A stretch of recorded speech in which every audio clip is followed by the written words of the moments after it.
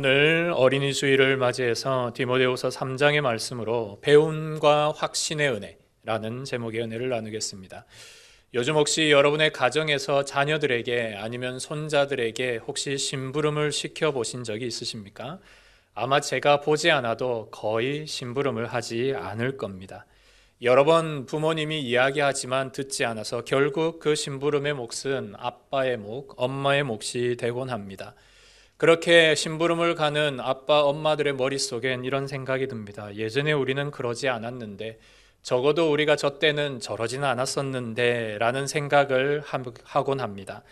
시대가 변해서 지금의 아버지 세대 그리고 할아버지 세대들, 이분들에게는 너무나 당연했던 일들이 지금 우리 자녀들에게는 당연하지 않은 것 같아 때로는 혼란스러울 때도 있습니다. 지금의 부모님도 물론 우리의 자녀들이나 손자들처럼 사춘기를 다 지내셨고, 여러분들도 혹시 머리에 노랑물을 들이던 그런 시절도 있었을 겁니다. 그런데 부모님의 말씀에 순종하려는 생각은 여전히 갖고 있었습니다. 내 생각도 있었지만 부모님의 말씀은 순종했었죠. 그리고 부모님이 혹 신앙을 가지신 분이셨다면 그 부모님의 손에 이끌려 교회를 가는 일은 아무런 말 없이 따라가곤 했을 것입니다. 하지만 요즘 지금 세대의 부모님의 손을 잡고 부모님의 말씀을 따라 교회를 오는 아이들은 솔직히 찾아보기가 어렵습니다. 게다가 아이들에게 신앙의 자유를 두고 신앙을 선택할 수 있도록 주는 부모님도 많아진 것이 사실입니다. 저도 자녀들을 길러보면서 느끼는 거지만 아이들을 기르는 것 참으로 쉽지 않고 내 마음대로 되지 않는다라는 생각을 합니다. 동일하게 같은 고민을 안고 같은 마음으로 오늘 본문을 보게 됩니다. 그러면서 오늘 설교를 준비하면서 문득 이런 생각을 해봤습니다. 만약 예수님께서 이 2026년 대한민국 땅을 사는 아버지였다면, 아빠였다면 과연 예수님은 자녀를 어떻게 기르셨을까? 라는 생각과 상상을 한번 해봅니다. 예수님께 우리가 생각해 볼 수 있는 건 적어도 우리처럼 조급하거나 화는 내지 않으셨을 거다. 예수님은 그래 너 그렇게 해가지고 대학 가겠니? 너 그렇게 해서 사회생활 하겠어? 라고 자녀들에게 이렇게 가지고 있는 감정의 이야기를 막 쏟아내지는 않으셨을 것 같다 라는 생각은 하게 됩니다. 그리고 일상의 대화들을 가지고 부드럽고 조용한 말로 자녀들을 잘 타이르고 가르쳤을 것이다 생각이 듭니다. 예를 들면 이런 것이죠. 우리는 자녀들이 그냥 무작정 게임하고 핸드폰하고 있으면 야 그만둬 게임 그만해 라고 우리는 그렇게 얘기하지만 적어도 만약 예수님이라면 와이파이가 끊어지면 그렇게 좋은 핸드폰도 무용지물이 되지 않니? 마찬가지로 하나님과의 관계가 끊어지면 우리도 동일하게 아무런 존재가 되지 못한단다. 오늘 하나님과 좀 우리가 무한히 데이터로 좀 연결할 수 있는 시간을 가져보지 않을래? 참으로 오글거리는 말이지만 우리는 이렇게는 할 수 없지만 적어도 예수님은 아마 그렇게 하셨을 것이다. 우리는 충분히 생각해 볼 수 있습니다. 세상은 뭐 등급을 정하고 세상은 네가 입는 옷으로 사람을 평가하지만 하나님에게 너는 오직 1등급이야. 하나님은 너에게 오직 VIP야 라고 그렇게 말씀하셨을 것 같습니다. 우리가 충분히 상상해 볼 수 있는 예수님의 모습, 적어도 예수님은 우리가 자녀를 대하는 태도와는 조금은 다를 것이다 라고 우리는 생각해 볼 수 있습니다. 그 근거는 우리가 예수님께서 아이들을 대하신 여러 모습들을 통해 발견할 수 있습니다. 예수님이 가시는 곳마다 많은 어른들도 따랐지만 아이들도 따랐습니다. 그리고 그 아이들은 정말로 거침없이 예수님을 향해 달려들고 예수님을 안기까지 했죠.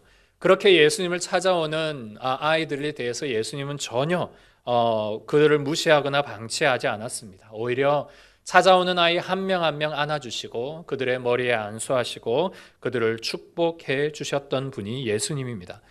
하루는 예수님이 예루살렘에 입성하셨을 때 주변에 있는 아이들이 종려나무 가지를 들고 예수님을 호산나 막 찬양하며 따라다닙니다.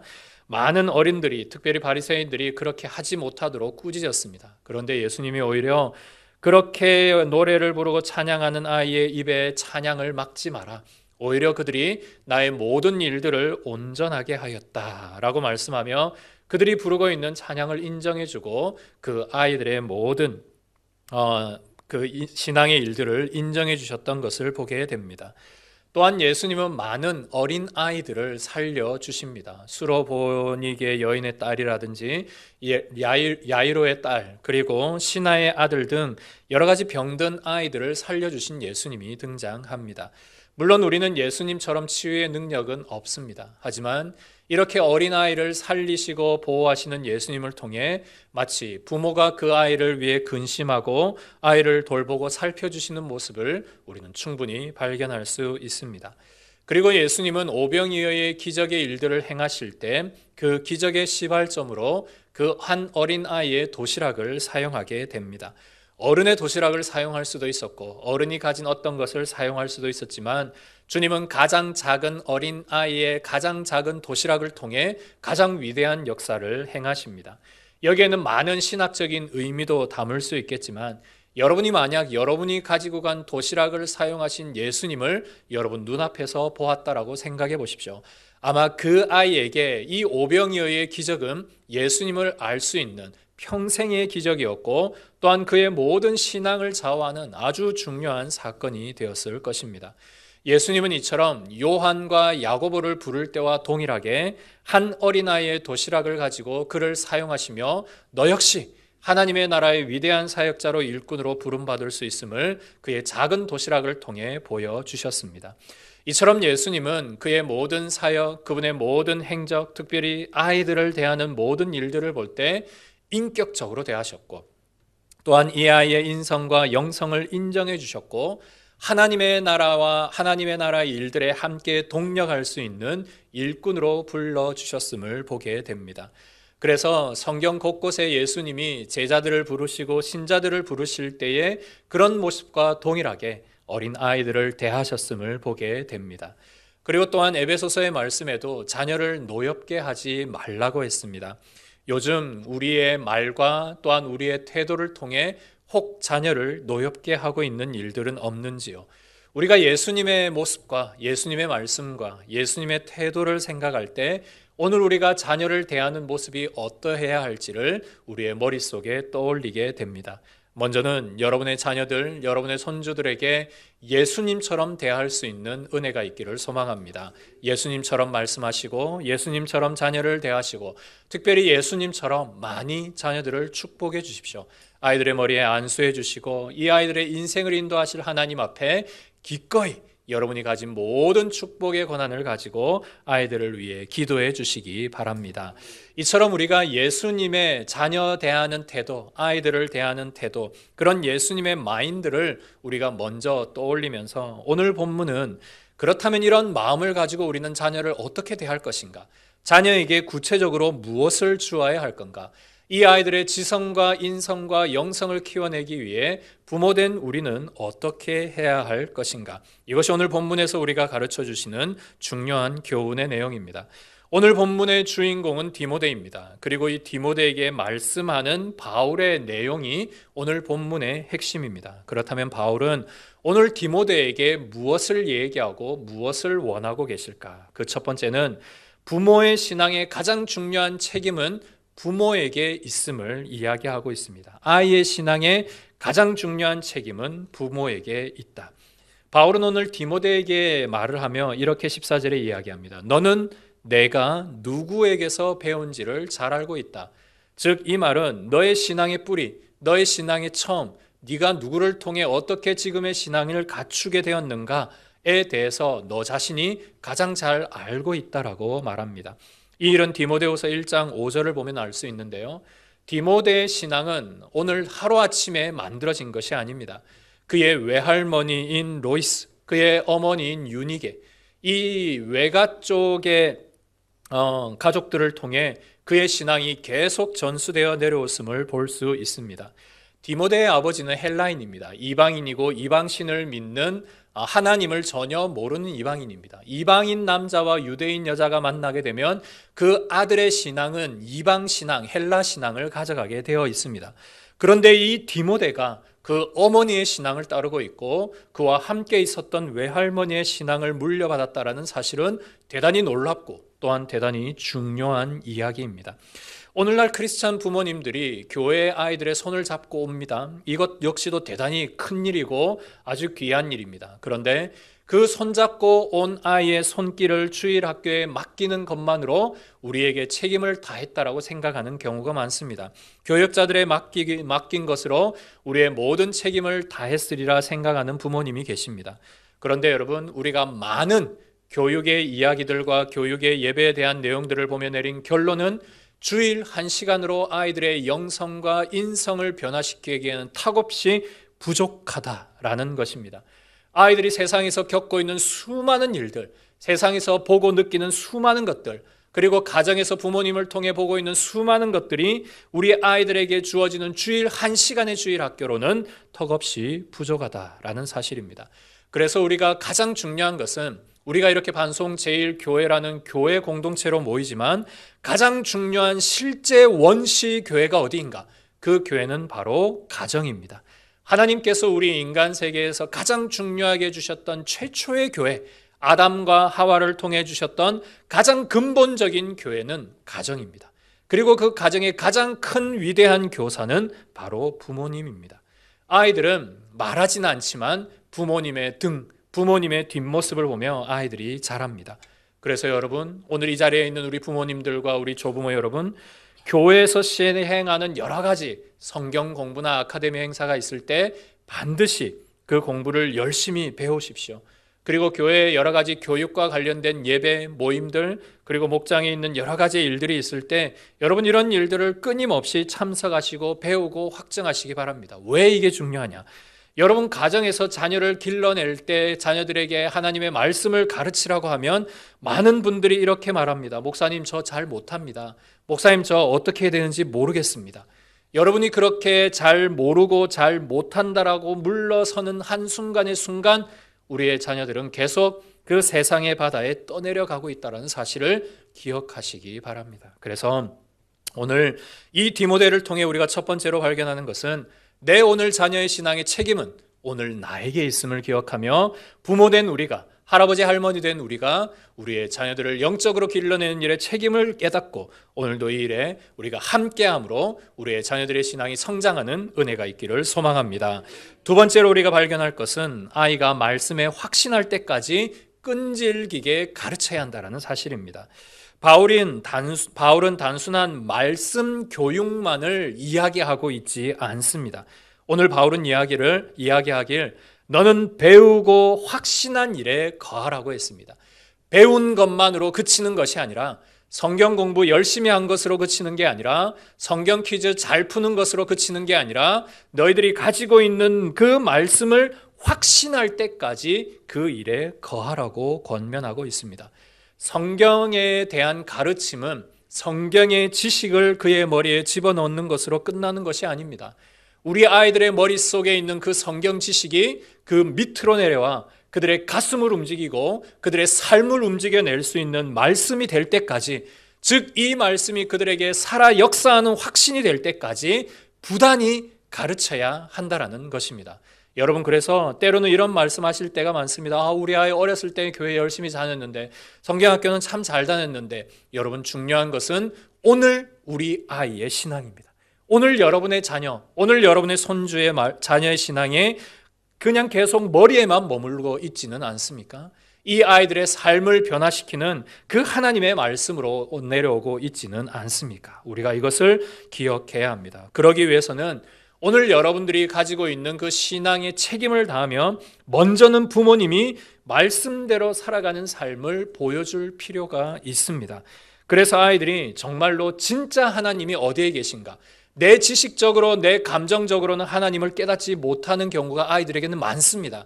아이들의 지식은 얕고 아이들의 감성은 연약하므로 때로는 예수님의 부활을 잘 믿음으로 받아들이지 못할 때가 있습니다.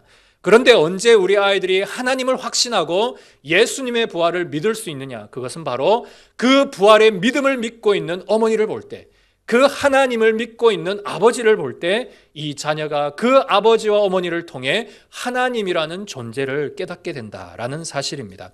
여러분, 자녀들의 신앙이 언제 크게 흔들리는지 아십니까? 아이들이 세상에 많이 건널 때 신앙이 흔들릴까요? 아니면 세상에서 여러 가지의 지식이나 세상의 학문들을 많이 접해서 아이들의 신앙이 흔들릴까요? 아닙니다. 아이들의 신앙이 가장 크게 흔들리는 때는 바로 부모님의 우선순위가 흔들릴 때, 그때 아이들의 신앙이 가장 크게 흔들립니다. 부모님이 하나님에 대한 시간에 대한 우선순위가 다를 때, 하나님에 대한 물질과 돈의 우선순위가 다를 때, 하나님 앞에서의 예배 우선순위가 다른 부모님을 볼 때 아이들의 신앙이 크게 흔들립니다. 내가 알고 있는 하나님을 믿는 아버지가 왜 저렇게 흔들리지? 내가 알고 있는 예수님을 믿고 있는 엄마가 왜 저렇게 흔들리지? 그 일 때문에 아이들의 신앙이 크게 혼란스러워합니다. 바라기는 여러분의 자녀들을 정말로 하나님의 믿음의 자녀로 키워내기 위해 여러분들이 오늘 반드시 해야 할 일은 하나님 앞에서의 우선순위를 바르게 하십시오. 하나님 앞에서의 우선순위를 강직하게 하시기를 바랍니다. 나는 어떤 순간이 있어도 나의 자녀에게 부끄러움이 없는 신앙의 우선순위를 보여내십시오. 아빠는 이런 순간에도 나는 결코 하나님 앞에서 세상과 타협하지 않고 하나님의 것을 지켜낸다라는 것을 보여주십시오. 그러면 아이들이 비록 때로는 사춘기 때 좀 흔들리고 때로는 신앙에 어려운 일들이 있을 때 조금 어려움이 있을 수 있지만 결코 아이들이 빗나가지 않고 끝까지 바른 길로 갈 수 있는 것은 흔들리지 않는 부모가 계실 때입니다. 그러므로 여러분이 자녀에 대한 교육과 자녀들의 믿음에 대해서 기도하기 전에 오늘 하나님, 내가 흔들리지 않는 신앙의 부모, 그런 할아버지 할머니가 되게 해주십시오. 그런 믿음의 결단을 가지시기를 주의 이름으로 축복합니다. 세 번째로 오늘 우리에게 교훈하고 있는 것은 어려서부터 가장 먼저 알게 해야 할 것, 그것은 바로 성경이다라고 말합니다. 요즘 조기 교육 중요합니다. 예전에는 초등학교 때부터 아이들을 길러냈다면 요즘은 2살 때부터도 영어를 가르칠 만큼 이제 조기 교육은 그냥 일상이 되어버렸습니다. 영어나 수학이나 논술이나 할 수 있는 대로 아이들을 가르치고 그렇게 해서 좋은 대학이나 좋은 입신양면하도록 가르치는 일은 그냥 우리에게 아주 평범한 일상이 되었습니다. 이 일은 또 중요하기도 하고 또 여러분들이 잘 하리라 생각이 듭니다. 그런데 오늘 본문 15절에는 우리에게 이렇게 얘기합니다. 또 어려서부터 성경을 알았나니. 성경을 아는 것을 언제 때부터 해야 하냐? 어려서부터. 우리 아이들에게 조기 교육하는 그 시대 때부터 아이들에게 성경을 가르쳐야 합니다. 왜입니까? 왜냐하면 제가 지난주에도 말씀드렸습니다. 우리 아이들의 신앙의 어떤 기본을 갖추는 마지노선의 때가 언제냐? 10살입니다. 10살.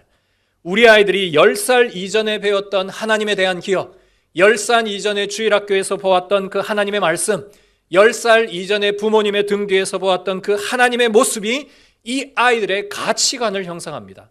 그 성경적인 가치관과 성경적인 세계관이 있을 때 아이들이 때로는 비록 어렵고 힘든 일이 있을 때 그 힘든 일에 대한 해답을 어디에서 찾냐면 성경에서 찾습니다. 왜냐하면 말씀에 대한 기억, 말씀에 대한 은혜가 우리 아이들에게 갖추어져 있기 때문입니다. 이 일을 위해서 오늘 사도 바울이 우리에게 권면하는 것은 네가 어려서부터 성경을 알았지 않느냐?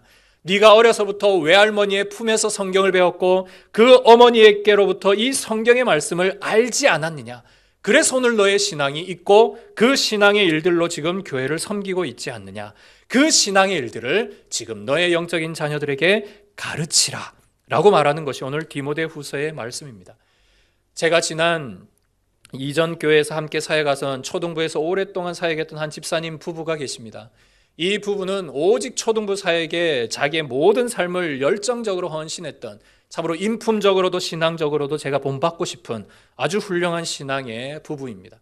이분들에게는 3명의 자녀가 있었는데요, 이 3명의 자녀들에게 반드시 가르쳤던 것이 있습니다. 어릴 때부터, 10살 이전부터 반드시 너희들이 아침에 일어나면 씻고 이 책상에 앉아 30분 동안 성경의 말씀을 읽어라.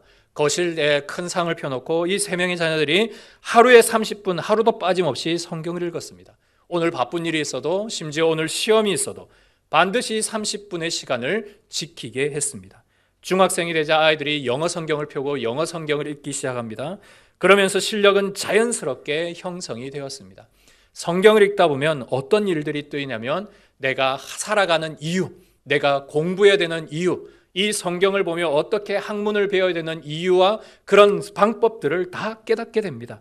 결국 이 아이들 중에 2명이 명문대를 진학했고 한 아이는 지금 목회자의 길을 걷고 있습니다.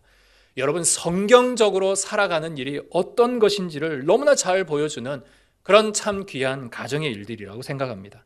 아이들에게 누구가 스승이 되었습니까? 부모님의 뒷모습도 있지만 무엇보다 이 아이들이 아침마다 읽었던 그 성경이 스승이 되셔서 이 아이들의 인생을 지금도 인도해 주고 계신 겁니다. 사랑하는 성도 여러분, 오늘 여러분의 자녀가 먼저는 이 말씀의 깊은 매력에 빠질 수 있는 은혜가 있기를 소망합니다. 그리고 먼저는 우리 부모님 역시 내가 하나님의 말씀을 사랑하지 않는데, 내가 하나님의 말씀이 기쁘지 않은데, 내가 하나님의 말씀이 더 행복할 수 있도록 그런 삶을 여러분들이 가져나갈 때 자연스럽게 자녀들에게도 이런 성경의 은혜가, 하나님의 말씀을 어려서 아는 은혜가 일어날 줄 믿습니다. 오늘 네 번째, 이제 마지막으로 이 디모데에게 권면하고 있는 것은 네가 어려서부터 성경을 알고 외할머니와 어머니를 통해 배운 이 신앙의 일들이 결국 어디로 결론되어져야 하냐, 세 가지의 궁극적인 목적을 이야기합니다. 예수를 아는 것에 대해, 그리고 네가 가지고 있는 믿음에 대해, 그리고 구원의 확신에 대해 확증하라 라고 그렇게 이야기하고 있습니다. 성경을 가르치는 것은 인생을 살면서 네가 하나님 앞에 부모에게 순종하고 세상 가운데 착한 아이로 자라라는 어떤 윤리적인 것, 도덕적인 것 가르치기 위한 것이 결코 아닙니다. 물론 그것은 많이 배우는 이야기입니다. 덤으로 따라오는 것이지만 성경을 배우는 궁극적인 이유, 성경을 읽어야 되는 궁극적인 이유는 예수를 알기 위함입니다. 우리 아이들이 예수가 누구인지 알아야 합니다. 여러분, 왜 자녀들이 교회를 떠날까요? 왜 자녀들이 엄마랑 손잡고 교회에 오는 것이 힘들어질까요? 이 아이들이 예수를 만난 기억이 없기 때문입니다. 성경은 압니다. 성경 속에 예수님의 기적의 일들은 압니다. 하나님께서 어떻게 인생 속에 역사하신지 알고 있습니다. 그런데 예수님을 만난 경험이 없습니다. 그러면 아이들은 힘들 때, 어려울 때, 또는 세상에 좋은 일이 있을 때 그냥 쉽게 벗어나지게 되는 것입니다. 여러분, 그래서 반드시 확인하셔야 됩니다. 우리 아이들이 10살이든 20살이든 30살이든 40살이든 여러분의 자녀와 손자들에게 너 예수님이 누구야? 라고 물어보십시오. 오늘 여러분 집에 돌아가셔서 우리의 자녀들에게 예수님, 네가 알고 있는 예수님이 과연 어떤 분이야? 라고 물어보시기 바랍니다. 제가 세례교육을 할 때마다 늘 묻는 1번 질문이 그거입니다. 우리 아이들에게 또한 세례를 받는 분들이 시험을 치면 100점을 맞습니다. 그런데 잘 대답하지 못하는 경우가 당신에게 예수님은 누구입니까? 라는 이 질문입니다. 예수님을 알죠. 왕이고 제사장이고 선지자이고 우리를 위해서 십자가에 달려 죽으신 분이십니다. 정확합니다. 그런데 그 예수님을 만난 기억이 없습니다. 그러다 보면 신앙이 흔들리고 믿음이 흔들리고 세상의 일들에 이렇게 좌우되게 됩니다. 그래서 바울이 이야기합니다. 네가 알고 있는 예수님이 누구냐? 라고 이것에 대해서 확증해라 라고 이야기합니다. 두 번째는 이 예수님에 대한 믿음을 확증하라 라고 이야기합니다. 믿음. 여러분, 예수님을 믿습니까? 라고 제가 질문을 하면 여기에 있는 모든 분들은 예, 믿습니다 라고 대답을 할 겁니다. 우리의 자녀들에게도 너 예수님 믿니? 라고 물으면 네, 예수님 믿어요 라고 대답합니다. 그러면 이렇게 질문하십시오. 그러면 예수님의 무엇을 믿니? 네가 무엇을 믿니? 라고 한번 되물어 보시기 바랍니다. 예수님을 믿는다라는 것, 여러분 어떤 것을 의미할까요? 제가 오늘 여러분들에게 성도님, 집사님, 우리 권사님 예수님 믿습니까? 그럼 예수님의 무엇을 믿지요? 라고 질문하면 여러분 대답할 수 있으십니까? 그 대답의 이유가 우리의 자녀들에게 고스란히 전달되어야 합니다. 우리가 믿는 예수님은 여러 가지의 모습을 담고 있습니다. 예수님께서 이 땅 가운데 우리를 위해 이 땅 가운데 성육신하신 것을 우리는 믿습니다. 예수님께서 우리를 위해 십자가에 달려 죽으신 것을 우리는 믿습니다. 예수님께서 3일 만에 부활하신 것을 우리는 믿습니다. 예수님께서 이 땅 가운데 계시다 승천하신 것을 우리는 믿습니다. 그리고 예수님이 이 땅 가운데 이 세상을 완전히 심판하실 다시 오실 왕이시라는 것을 우리는 믿습니다. 이게 바로 예수님에 대한 믿음입니다.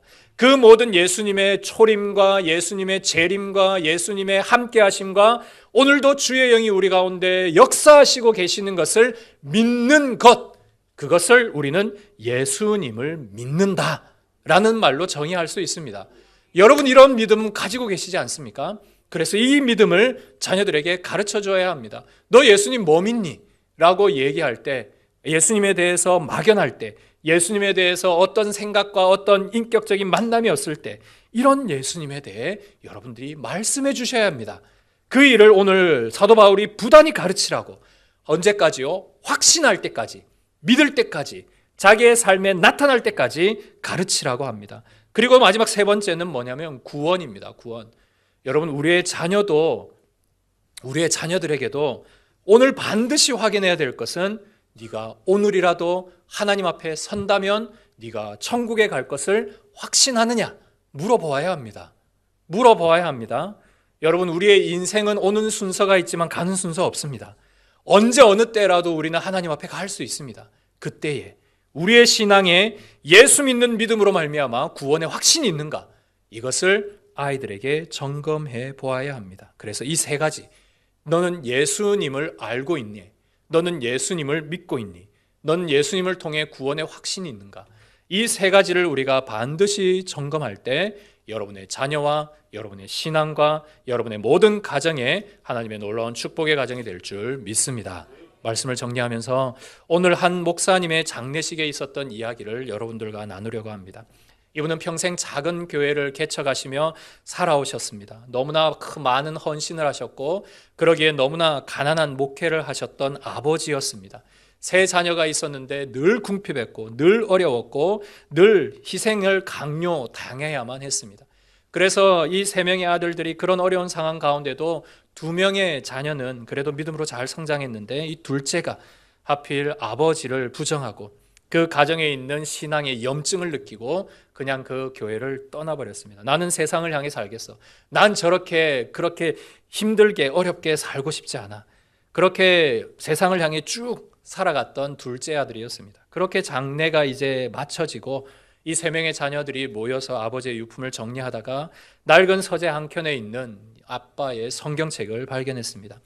이 둘째가 이 성경책의 내용에 뭐가 있었을까? 그렇게 그냥 쭉 보다가 그만 그 자리에 주저앉고 오열을 하고 말았습니다. 왜냐하면 그 낡아지고 헤어지고 테이프로 덕지덕지 붙어있는 그 성경책 안에 빈 공간이 하나도 없었습니다. 모든 페이지마다 빈 공간이 없었고 모든 말씀에 뭐라고 적혀 있었냐면 하나님 이 말씀대로 우리 아이가 살게 해주십시오. 하나님 이 말씀대로 우리 아이가 하나님의 말씀의 은혜대로 살 수 있도록 축복해 주십시오. 특별히 우리 둘째 아이 방황하고 어려워하고 힘들어하고 있는데 이 아이에게 하나님의 은혜를 주시고 하나님께서 다시 예수 믿을 수 있는 은총을 베풀어 주십시오. 그게 구구절절히 적혀 있었습니다. 그리고 성경 맨 뒷장에 이런 메모가 남아 있었습니다. 사랑하는 내 아들과 딸아, 아비가 너에게 물려줄 것이 하나도 없구나. 하지만 내 평생을 이끌어준 가장 진실한 보물 예수님과 그분의 말씀을 너희에게 전한다. 세상이 너희들이 흔들 때, 세상에서 너희들이 힘들 때 이 말씀이 너희를 붙잡아주는 단단한 닻이 되기를 기도한다. 그 기도의 내용이 구구절절히 적혀 있고 이것을 본 둘째 아들이 그만 그 자리에서 하나님 앞에 크게 애통하며 회개합니다. 그리고 아버지 앞에 죄송하고 하나님 앞에 죄송하고 이제 내가 그렇게 살지 않을 것을 다짐하고 다시 예수님 품으로 돌아왔다라는 일화가 있습니다. 여러분, 이 아버지 목사님께서 남기신 것이 무엇일까요? 내 인생의 마지막까지 이 집 나간 둘째 아들을 마음에 품고 하나님 부모로서 참 하나님 앞에 부족하고 연약하지만 이 아이들을 품어낼 수 있는 그 끝없는 책임에 대한 이야기가 성경책 구구절절히 적혀 있었습니다. 그리고 마지막까지 나의 모든 1순위는 예수님이다. 그 삶의 우선순위를 아버지는 끝까지 보여내 주셨습니다. 결국 집 나간 자식이 그 아버지의 말씀을 듣고 다시 예수 믿고 돌아오는 놀라운 믿음의 확신의 일들이 일어나게 되었습니다. 하나님께서 은혜를 베풀어 주셨고 그 아버지의 모든 신앙을 통해 그 아이의 일들을 생명으로 옮겨주시는 놀라운 구원을 베풀어 주셨습니다. 사랑하는 성도 여러분, 오늘 여러분의 자녀와 손주들이 살아가는 2026년 만만치 않습니다. 너무나 빨리 지나고 있고 너무나 많은 유혹거리들이 있고 너무나 혼란스럽게 변화되고 있습니다. 서두에 말씀드렸던 것처럼 우리 아이들에게 아무리 좋은 핸드폰이 있고 아무리 세상에 성공하면 뭐합니까? 하나님과의 와이파이가 끊어지면, 하나님과의 연결이 끊어지면 이 아이가 아무리 세상적으로 스펙을 쌓고 성공한들 그게 하나님과 어떤 상관이 있겠습니까? 그리고 그 아이의 영혼은 방전되고 말 것입니다. 오늘 디모데의 가정을 보십시오. 그의 외할머니와 그의 어머니의 신앙, 그리고 그에게 신앙을 전폭적으로 가르쳐 주었던 바울 선생님, 이들이 있었기에 오늘 디모데의 신앙이 있었고 디모데가 아주 멋있는 목사가 될 수 있었고 그가 섬기는 교회가 아주 위대한 교회로 성장할 수 있었습니다. 이런 영적인 스승이 되시기를 소망합니다. 오늘 그리고 또한 우리의 마음이 예수님처럼 한 영혼을 사랑하고 우리의 자녀를 사랑하고 이 아이들을 한 명 한 명 다 안아주고 이 아이들에게 하나님의 놀라운 축복을 주셨듯이 그런 놀라운 축복의 일들을 오늘 행하시기를 바랍니다. 그래서 예수님처럼 대하고 바울처럼 디모데처럼 아이들을 길러내서 정말로 흔들리지 않는 신앙의 가정, 정말로 하나님 앞에 쓰임받는 멋있는 하나님 앞에서의 일꾼의 가정, 믿음의 거장들로 자라나는 그런 명문 가정들이 되시기를 주님의 이름으로 축복합니다.